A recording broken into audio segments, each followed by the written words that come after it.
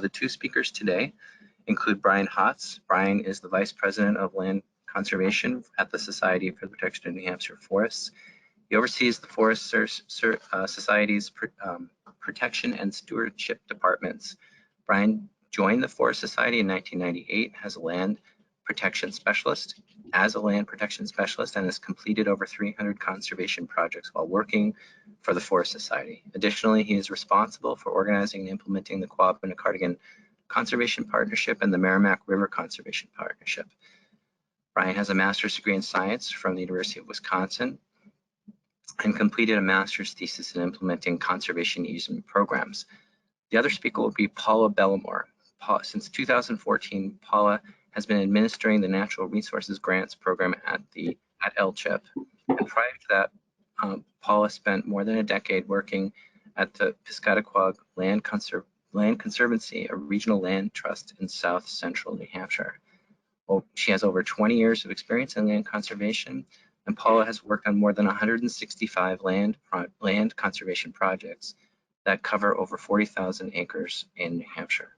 So I'm going to turn this over to Brian and Paula. I see your presentation, so I believe you're all set. Thank you, Pierce. I just wanted to, hopefully you can hear me, and everything is working well, and Paula is on. I can hear you. I wanted to just start this out with a quick conversation just about some assumptions that we make, knowing we need to kind of clip along in the presentation.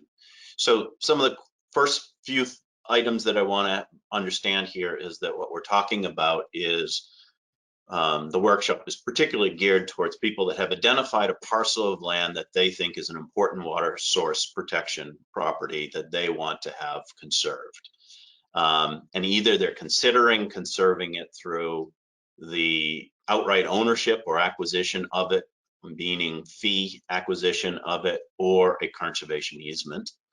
And then lastly, that what they're looking for is planning on applying for a drinking water, groundwater trust fund grant, which will also require some matching funds to accomplish their conservation project. So those are the assumptions. We'll try to go through how you would do a project like that, with myself covering kind of the landowner work and the project work, with Paula covering the matching funds and the grant funds, both LCHIP from what she does, but also some of the other programs that we have. So full question.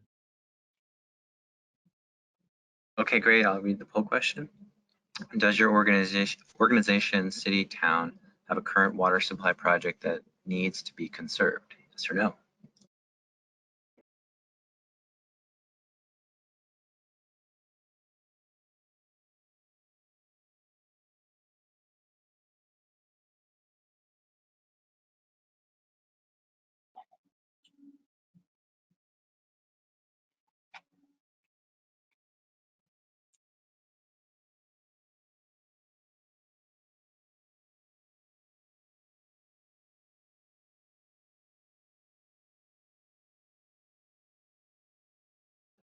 Okay, so it splits almost evenly. 47% answered that yes, they do have a current water supply project that needs to be conserved, and 53 said no, they did not.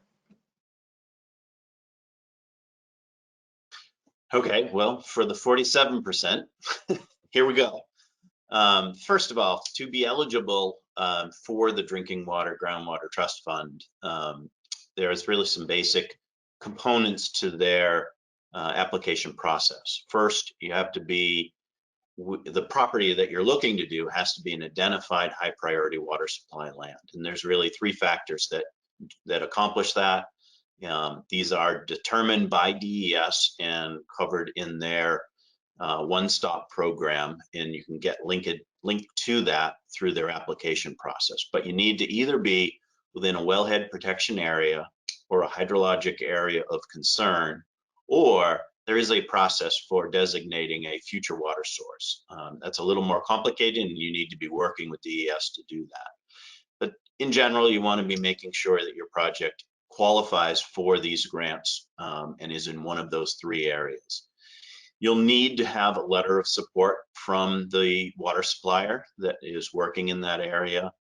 And then you'll also need to have a letter of support from the select board or city council with which in your project is, so that you can ensure that there is no concerns by the community over the land conservation that you would be doing. And then finally, and this is where this gets into the conversation further down, is the project can be applied for up to 50% of the project value, but you're going to need match funds from other programs or other sources to accomplish your land conservation project. So when doing that, I think there's some important aspects of preparing yourself to identify or achieve those other match funds. And one of the first steps is really just to determine the property that you're protecting. What are the other community and ecological resources that it contains? What that will help you do is identify potential partners and potential funding sources above and beyond the drinking water program. So you really want to determine whether or not there's good recreational opportunities on the property. There might be forestry or agricultural resources that are worthy of being protected. There might be important wildlife habitat or wetlands. Those attributes or items will significantly determine where you can achieve your other conservation grants that you would be applying for, or other funding sources from public sources, from your conservation commission, from your towns, from private individuals. They all looking for those different resources that might make them qualify for those additional match grants or match funding sources. You certainly want to make sure that the uses of those lands are compatible with the drinking water project that you're trying to accomplish. And you certainly want to understand, and we can go in this a little bit more detail as you get further, by the funding sources that you might utilize, in particular the water source protection grant, does it impose any restrictions on that land that makes it more difficult for you to complete this project? Understanding the different values, as I mentioned, that are on that property, learning those, determining those, working with people that can help you identify those. It's really a fundamental step towards achieving your future land protection projects and your grants or your other funding sources. You really need to have those items determined before you move forward, because you can't get all of your money from the drinking water program. Part of this, again, is also another step back for the individual trying to do this is, can you do it alone? Are you able to do a water supply project by yourself? In many cases, it is better to work as a team, and it's better to work with several different entities to accomplish a conservation project like this for drinking water. You might want to work with a land trust. You might want to work with the Conservation Commission in town. You might want to work with a select board, water supplier, your local user groups that might be involved on that property. Might be a school or a university that would bring skills or funding or other resources to the table. You certainly want to make sure that the partners have an interest in the property. They might be able to bring funding to the table, and then they also have shared goals and in particular uses of that land. It's very clear that most projects benefit from having a partnership and bringing together a group of either individuals or groups together to make a project happen. It's something that funders often prefer to see. They prefer to see the support, having a community and a land trust working together, having a water supplier involved, bringing their information to the table and the expertise to the table. I think they're looking for that cooperation and organization amongst groups. So building your team is really an important step and can greatly improve your chances of securing those additional match grants. Poll question. Okay, so the next question is, has your organization, city, town partnered with another partner to conserve land containing important drinking water resources? Yes or no?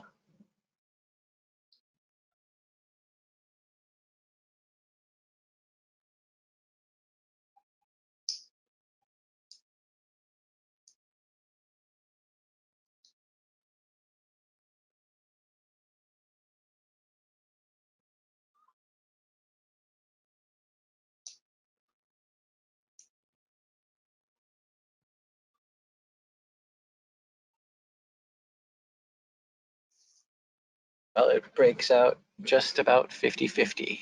So half have and half have not partnered. Okay, so tracks with who's doing a project and who isn't. So I think the next step obviously is the approaching the landowner, and I'll try to go through these quick, but they're pretty important, and I think this is something that strikes a lot of fear into a lot of people trying to do land conservation projects or protect water supply lands.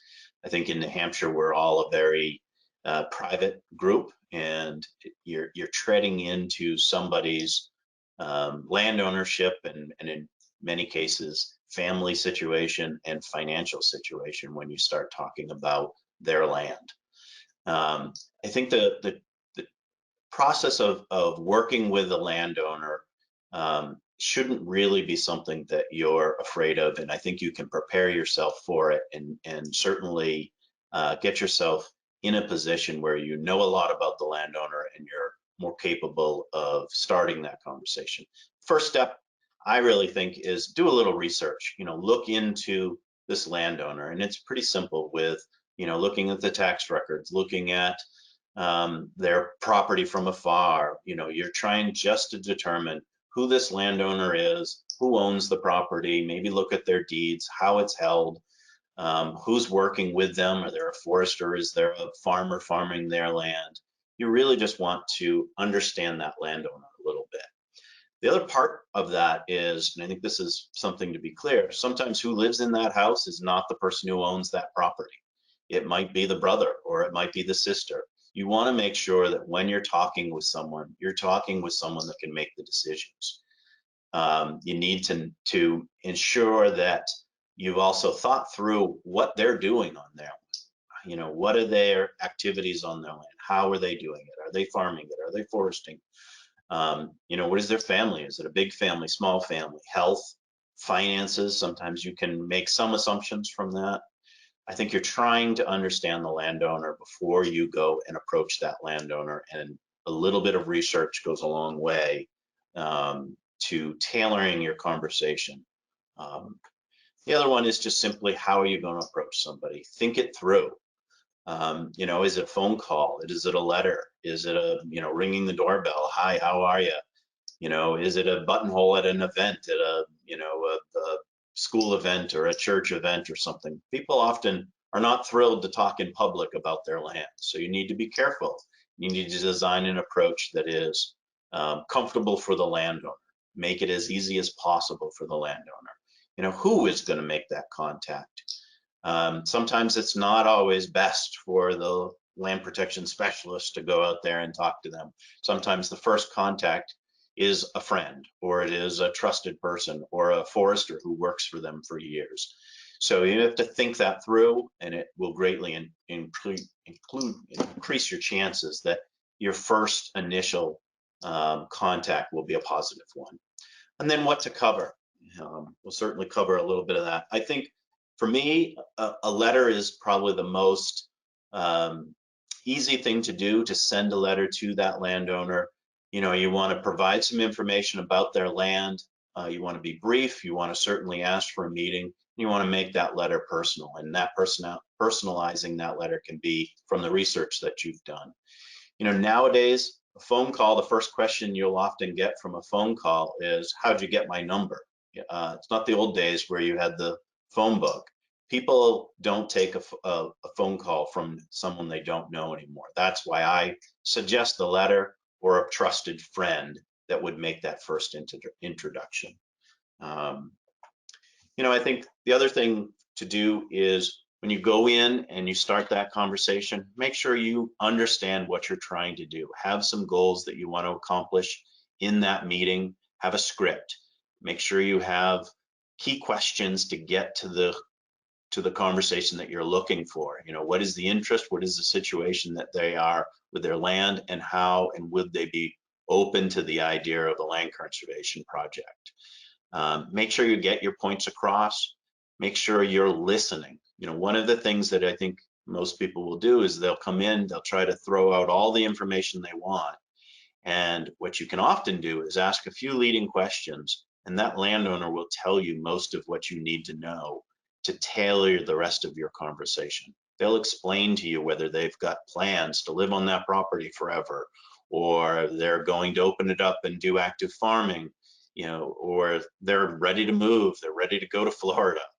A lot of the information that they will say will allow you to cut back on what you have to cover in your conversation, and it will help you design your approach, whether you're looking at a full out purchase of this land or a conservation easement on the land. Certainly providing them with some handouts, some information about their land and why their land is important, and then agree to some next steps that you would talk about. You know, there's a classic guidance over how to get to what is the conservation tool that you might use, and it really gets into this kind of graph that we've all seen if you've been doing land conservation. You know, with the straightforward questions: do you wish to own the land? If it's a yes, then you're really talking conservation easements or deed restrictions.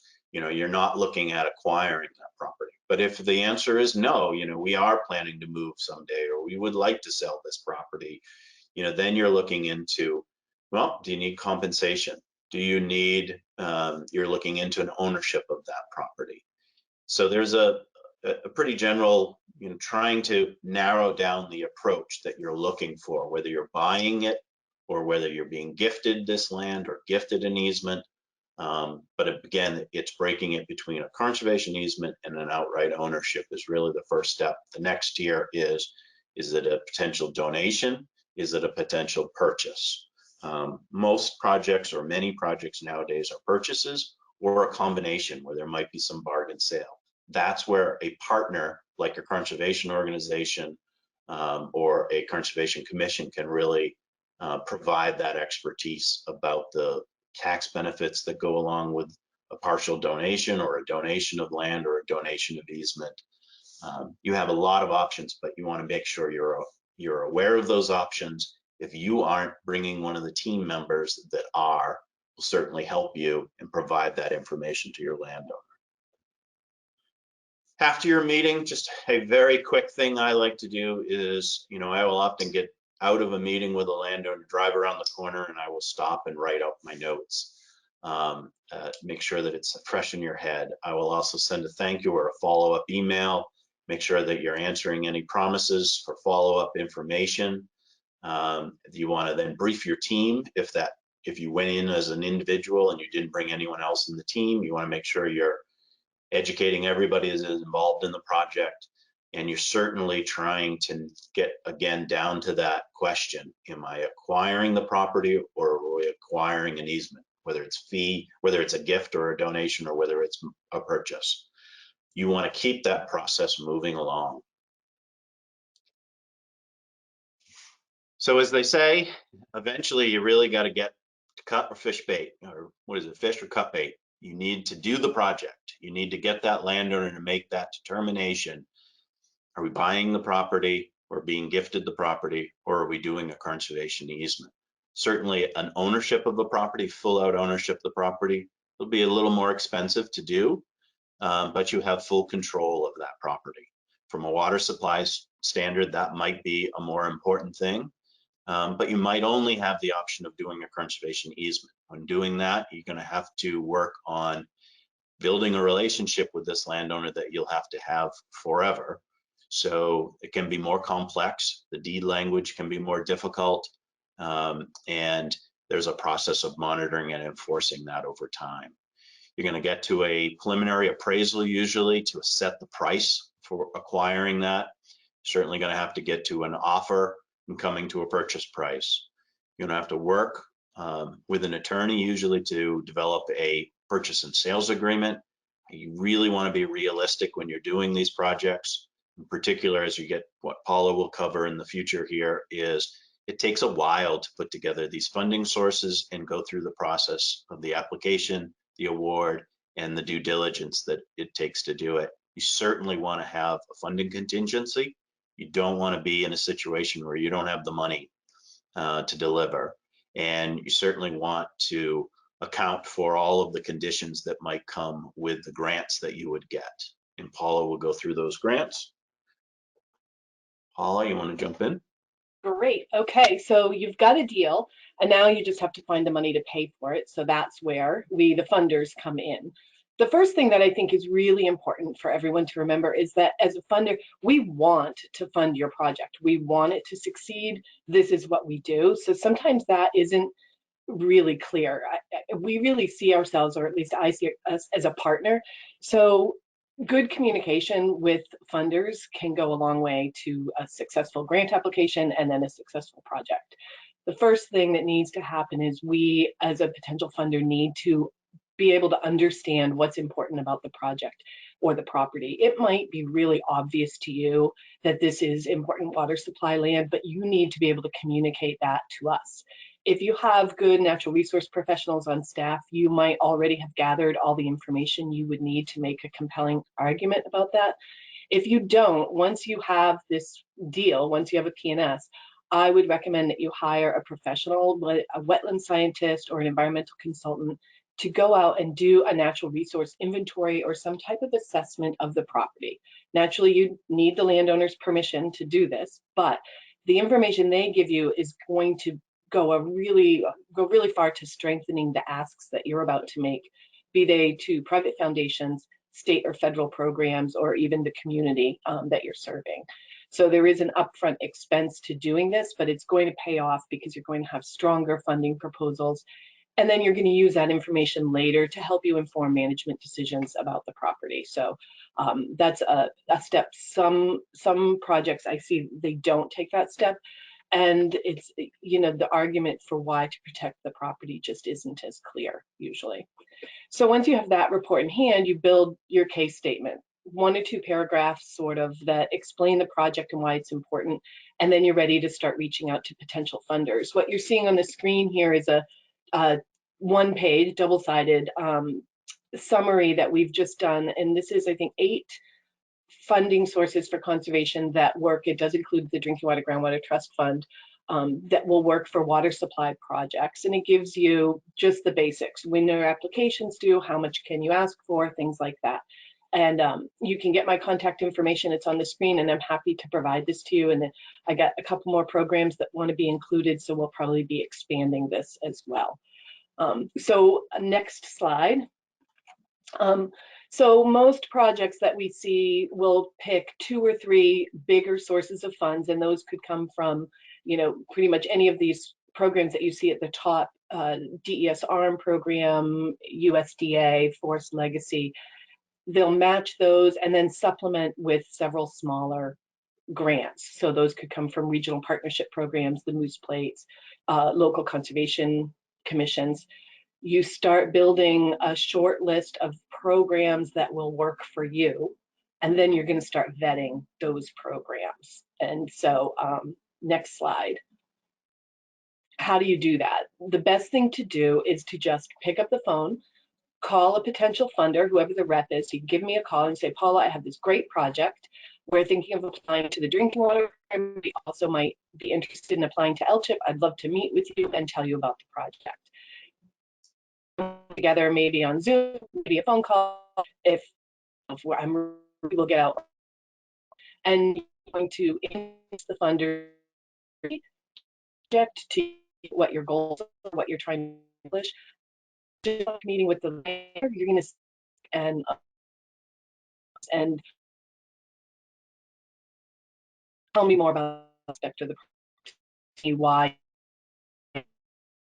Excuse me, Paula, just this is Pierce. We're getting a little bit of unevenness in your audio.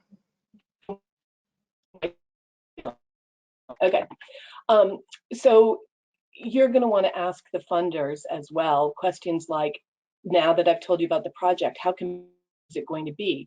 What is the appropriate request for a project like this? Does this project make sense for you? Do you see this as being highly competitive and something that you'd want to fund? So then ask those questions, listen to what we have to say. Often we're going to have some really good suggestions, either for ways that you should sort of pitch the project, things that would be strengths for our program, or we might even have some other funders that we know of that you should consider. So ask the questions, take notes. Who isn't flattered when the person you're talking to takes notes? and then follow up with more questions. By the end of each meeting, you'll probably have a good sense of whether or not that funder should stay in your funding stack.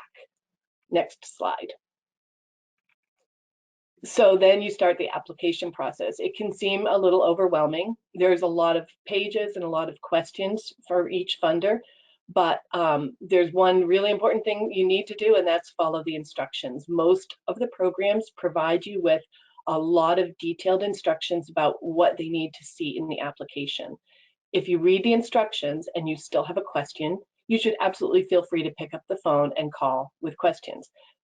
Don't call if you haven't read the instructions. That's not a great impression for the funder. If we go to the effort of giving you these instructions, and then you call us with questions that are clearly answered in the instructions. Okay, next slide.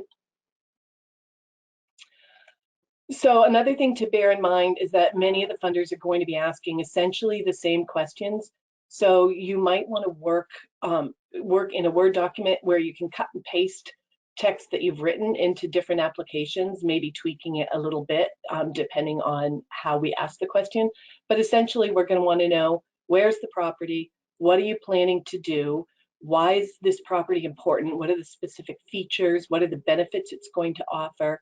When is the project going to happen? How are you going to pay for it?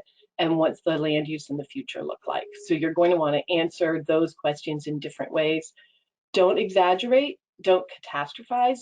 You can be a little creative, but just give honest answers to the questions using credible data and citing your sources. You're going to be asked to provide maps showing the property and its different resource values. So you might have to show some natural resource maps, and you will need to probably use a GIS system of some sort to do that. You don't want to send me the lovely hand-colored map that you see on the top here. That's not going to be an effective presentation. If you don't have GIS staff available, you could use UNH's Granite View, which is free online GIS database, or you could also reach out to regional planning commissions, the local university, or regional land trust for help. Next slide. You'll also be asked to submit photos. This is something that we often see people kind of skip on. They take their 10-year-old cell phone out, snap a couple pictures of dried leaves, and send it in. That's not going to sell your project. You want to send someone out on a good day for photography, which doesn't always mean bright sun, but to take photos that really showcase your particular property. You want some landscape type photos, but you also want some close-ups, especially if there are particular features that lend themselves to that, like a stream, for example. And if recreation is one of the planned uses, include a photo with people out enjoying the property with their permission. And then always include one, showstopper, one beauty shot that really, really helps us remember this particular property. And next slide. So one of the worst parts of the application process is providing everybody with budgets. The budgets that you submit with a grant application are very preliminary. You may not close this project for 2 years, so these numbers are going to change. We know that and we understand that, but we still expect a carefully crafted budget. You need to include all of your potential expenses, and you shouldn't shortchange yourself. Your grant request is going to key off of this budget, and once you've submitted it, you can surely lower your request, but you're not going to have an opportunity to increase it. So you want to make sure you've included everything in, as well as a little bit of a contingency so that you have enough funding. Make sure you research the funding requirements for each program so that you only include eligible expenses, and the match requirements so that you only include enough match and the right kind. Match can come in terms of other cash sources, other funding, but it can also be donated property value. So you want to check that out with each of your major funders to see what your opportunities are there. And then finally, just be consistent with your numbers. If you say on the first page of an application your total project cost is $100, don't include 125 in the budget and then mention 115 somewhere else in the application. That just shows us that you're not really carefully crafting this budget. And then finally, letters of support. As you know, Drinking Water Groundwater Trust Fund does require letters of support, one from the water supplier and one from the governing body. Other funders won't accept them at all, and LCHIP is one of those. Where they're required, don't forget them. Where they aren't accepted, don't send them. And if you do send them and you're allowed to send general letters of support, do not overwhelm your funder with them. Pick a couple of impactful voices and ask them to write meaningful, personalized letters. As a funder, if I receive 10 versions of the same form letter from 10 different organizations, that's far less compelling than if I get just 2 or maybe 3 well-written letters from organizations that clearly understand the project and how it's going to benefit the community. And then last, of course, editing. Edit once, edit twice, edit again, and don't edit your own work. Find a trusted colleague to help you out. Someone who knows the project would be great because they'll pick up on something that you might have missed. Maybe you stated something incorrectly or forgot to talk about something. But also someone who doesn't know the project would be a good editor because they can gauge how convincing you've been, and you'll find out what questions they still have after they read your application. Ideally, you'll have both, but have at least one and just make sure that you do edit. Next slide. So I know I'm probably talking to a virtual room full of project managers in some form or another, so I'm preaching to the choir a bit here. But finally, the most important tip I can give you in working with funders, and this isn't only for funders, it's for the whole conservation process, but plan your work and work your plan. Do some research ahead of time, organize your workflow, and with some perseverance and a little help from your friendly neighborhood land trusts and conservation funders, I am sure you'll be able to secure enough money to move to close, which I believe brings us to the next slide and a poll question. Okay, great. The next poll question is, has your organization, town, or city used more than one funding source to conserve land containing drinking water resources? Yes or no?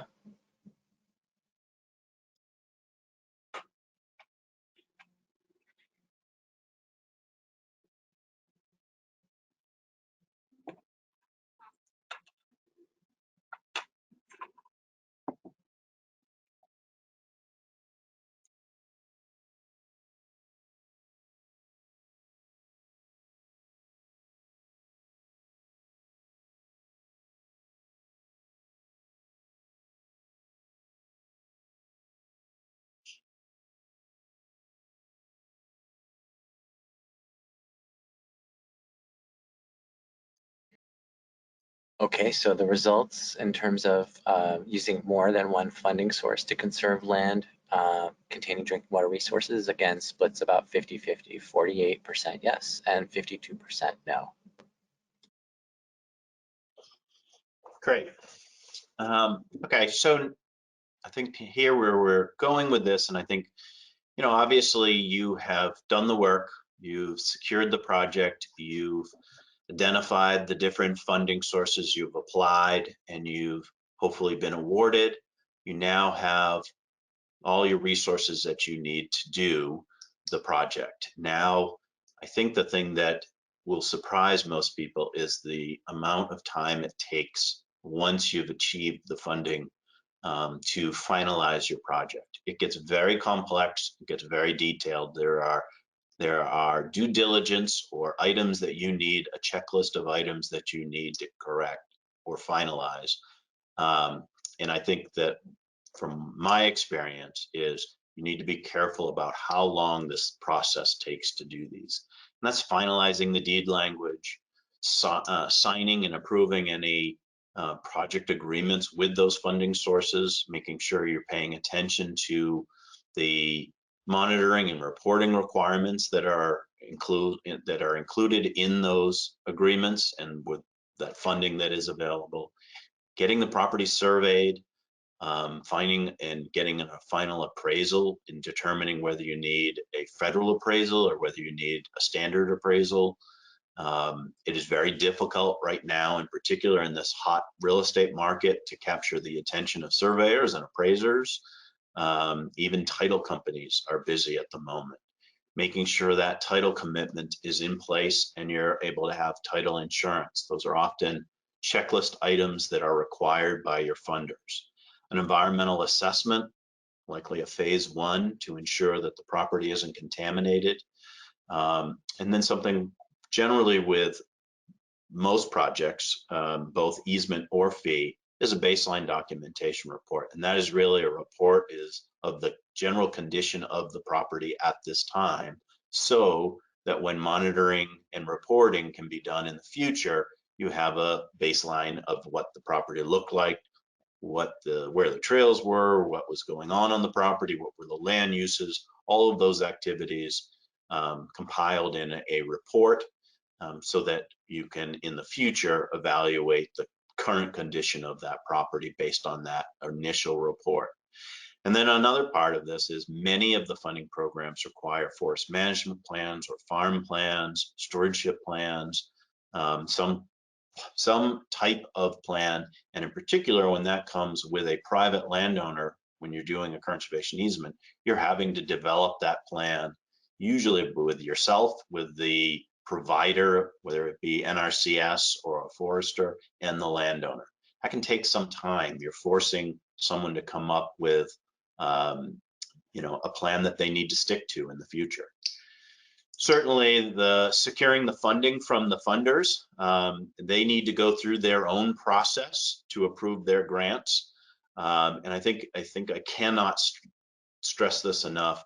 Those funders are trying to help you complete your project. They really are your partner. They will help you finalize the deed language. They will even help you with the other checklist items that are above. They're very involved in your project and should be utilized for helping you get to a close of the project and making sure that you're meeting their requirements. Some of the issues that you really need to watch for is their timelines. They have processes for going through their review. They might have to go through GNC approval. You need to make sure you're aware of their process as well as your process to bring this project to a close. Making sure all parties have reviewed the final documents. What you don't want to do is get to the final part and then have a landowner change their mind or have a difference of opinion on something that was written because they didn't see it earlier in the process, because then you can put the clock back significantly. So you really want to make sure everybody is aware of the project as you're moving forward and you're completing these important due diligence items. Certainly working with an attorney or a closing agent is always advised. And then last, just a simple process nowadays, in particular during COVID, you weren't sitting in the same room. So often people can be away. They can be in New Hampshire, these can be second homes. These can be people that are in California. These can be people all over the nation. So making sure you understand how you're getting that project signed. It's pretty unusual now to have a sit-down closing. So often it has to be coordinated through the mail. But making sure this final process can take up a significant amount of time, as much as all the development of your project. And you need to watch your deadlines, and you need to make sure everybody is kept aware of the items that you've done, and you're following, again, the grant guidelines for each of your funding sources. The lessons learned, and I'll let Paula jump in if she wishes on these. Certainly try to make sure that the grants that you're asking for are appropriate for your project. Make sure that you're not trying to, as Paula showed, pound a square peg into a round hole. It's never easy if you're trying to do that. You want to research your funders, their process, their application, their timelines, the language that they require. Many of them have required deed language that you have to incorporate. You want to have a very realistic timeline, and then I would add another 6 months to that timeline. If you're doing a CE or easement, you want to make sure that landowner is fully aware and kept up to date on how your project is going, what are the different steps you're doing.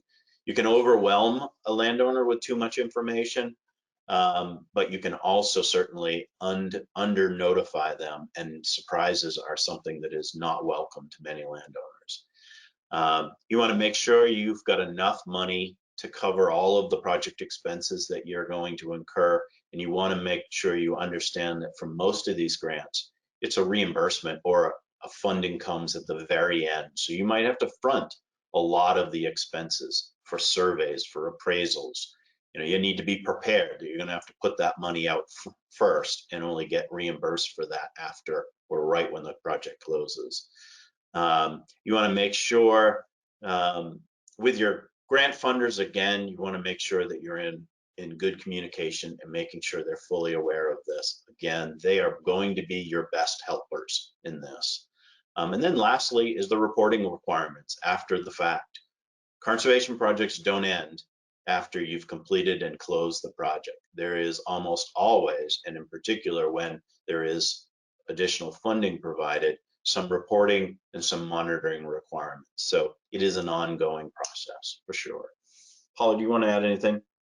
No, I think that absolutely covers it. I think we maybe have scared people a little bit, but the theme certainly is, you know, communicating. And with the only projects I've had that have ever really stalled or run into roadblocks is when there's just not good communication. So due to time, Pierce, if you want, we can do questions.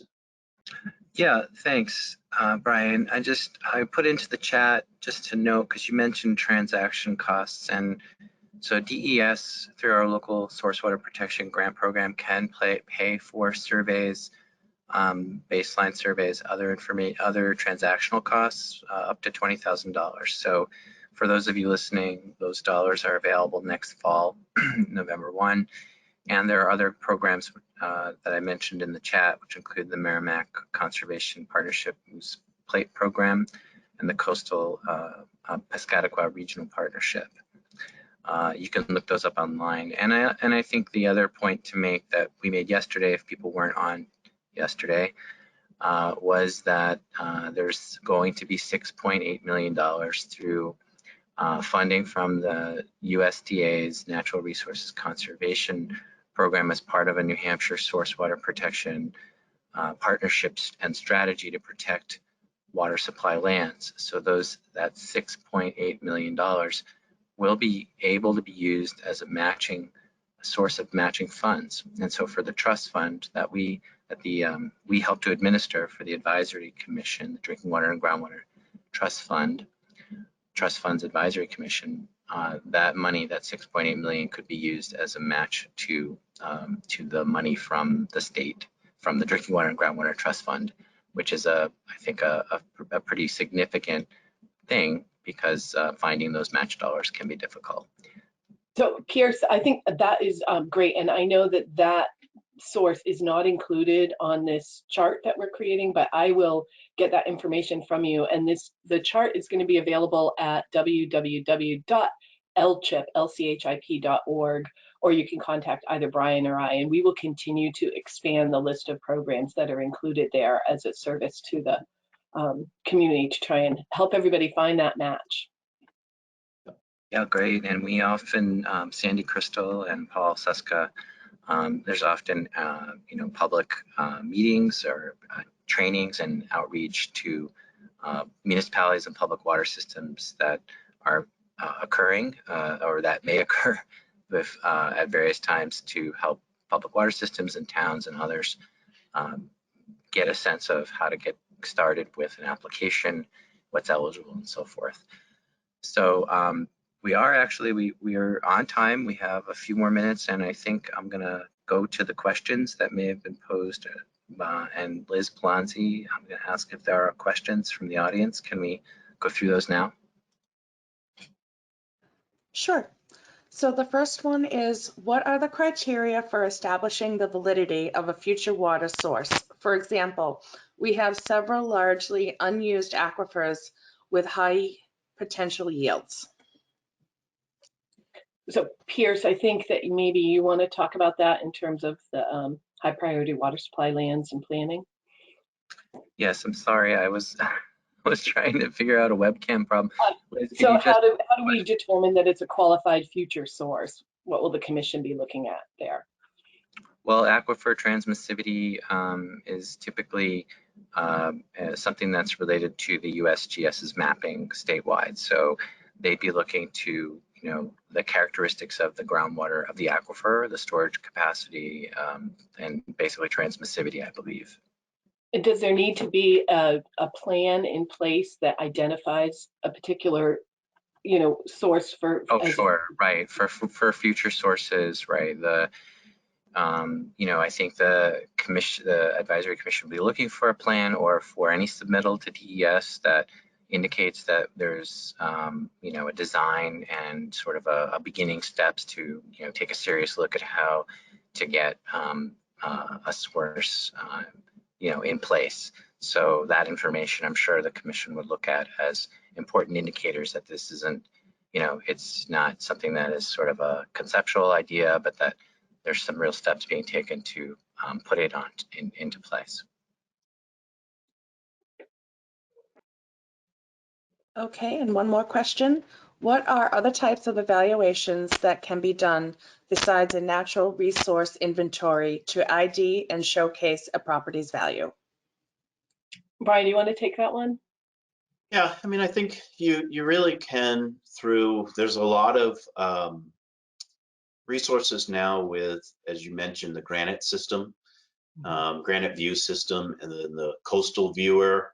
There's a lot of opportunities now for you know, any individual Conservation Commission member or any individual to kind of map out their natural resources that are on their property, including wildlife habitat from the Wildlife Action Plan, water resources certainly, but other, you know, important soils. All of the different items can be shown on these programs, developed and placed into a map, and that and you can also analyze them based on your property shape. So there's a lot of opportunity to do that without having to spend money. And I think in particular, you'll want to do that as you're looking to develop a project, because you're going to want to see that your property has some of those attributes. Because if you have a property that doesn't have those attributes, it gets very difficult to attract that funding.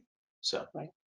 I think the difference between using the mapping and then doing an NRI or a wetland study or something is you're going to get, you know, a fine detail if somebody's out on the land collecting that data, which is why I think you don't want to do it until you know you're really going to move forward with the project. But I believe if you go to NHLTC.org, which is the New Hampshire Land Trust Coalition's website, I believe there's a list of partners there, and many of those are consultants that would do this kind of work. Yep. And some things, you know, some projects are just quite obvious. Like this particular project that's on the screen right now is protecting over a mile of frontage along the Oyster River. So walking this project, it's pretty obvious that what happened with conserving this land is going to significantly protect this source of drinking water. So, right, there are evaluations, and then there's just sort of self-evident types of things. You just know it on some properties, and right. The Tuckaway Farm property had multiple different resources that were important that attracted grant funding from LCHIP and from the drinking water program. It could have gone through NRCS as well. So you're looking sometimes for a property that has multiple attributes because that will attract your funding. Right. Yeah, I mean, most towns, I mean, and municipalities are looking at recreational opportunities as well as water supply. You know, it definitely benefits a project to have a variety of stakeholders at the table for a conservation project that protects drinking water. Yep. Are there any more? Can we move forward with any more questions? I just have some information that Paul Suska has forwarded, and he says the commission's rules and the grant application list the documentation that would make the case for a property as a future source. So I just wanted to pass that along. So get to know your funder. They probably have the answers to your questions. Yeah. Okay. And well, no more questions. Okay. All right, so I think that concludes the session. Thank you, Paula and Brian. Very interesting. Great to be partners with you in working to conserve, you know, water supply lands that in many cases, many water supplies we don't have a lot of conservation around those water supplies. So good to keep that effort going.